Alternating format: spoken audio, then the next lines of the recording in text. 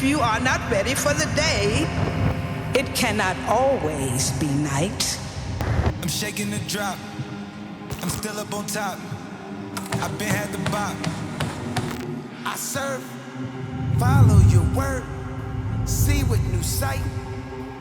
We gon' praise our way out the grave, dog. Living, speaking, praise God. Walking out the graveyard back to life. To be night.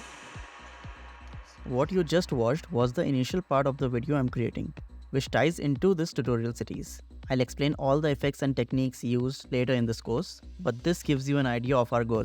So please stay tuned and be patient. Keeping Premiere Pro organized saves time and effort and also money. So today I'll share tips on staying organized along with a guide on creating proxies. First up, let's talk about bins. So this is the initial step for staying organized. When you import your clips into the project manager, you've often faced a jumble of numbers or letters because that's how the clips are named. Even with thumbnail view, you only see part of the picture.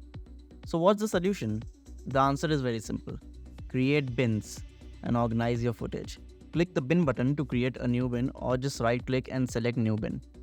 Label it clearly to indicate the type of footage it contains, so like A-roll, B-roll, sound effects, music. If your project has many elements, this will significantly cut down the time you spend searching for specific clips.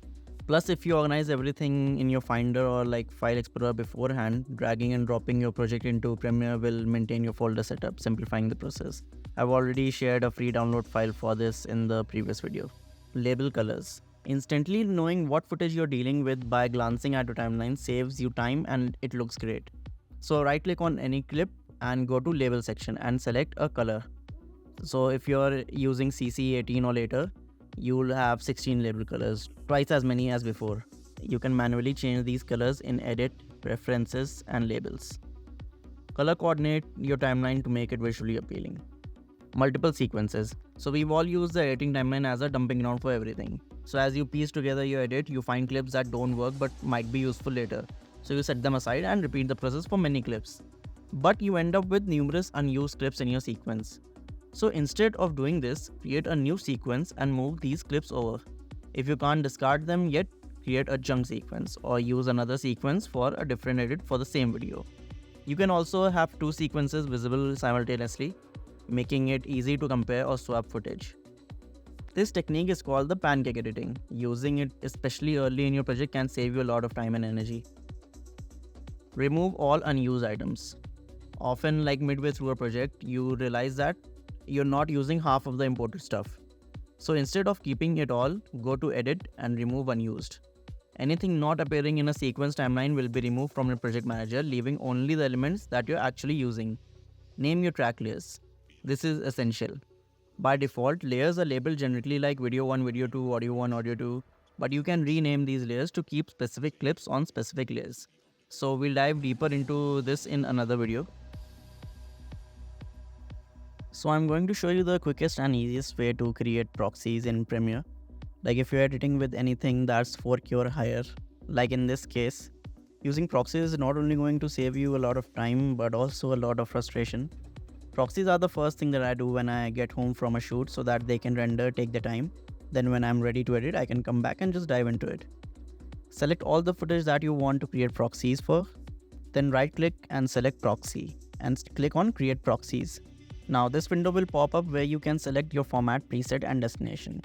I always keep my format as QuickTime and I like to have the preset as medium resolution so that I can still edit my footage without it being super low quality.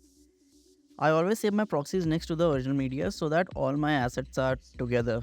Like I've already showed you in my previous video that the proxy folder is inside the footage folder. And if you want the folder structure, you can just click on the link in the description and download that for free. Now after this, press OK and Media Encoder will pop up. Media Encoder will usually automatically just start creating the proxies, but if it doesn't, all you have to do is go to the top right and press this green play button. Now once that's done, head back into Premiere and toggle the proxy button. And if it doesn't show up, then just click on the press icon and you can just drag it from here. So when the button is blue, you're using proxies and you're good to go. And quick little side note, your proxies will not affect the quality of your export. I hope you found these tips helpful. If you did, consider liking, subscribing to my channel or sharing this video with a fellow video editor. And thanks for watching, and I can't wait to see you in the next one.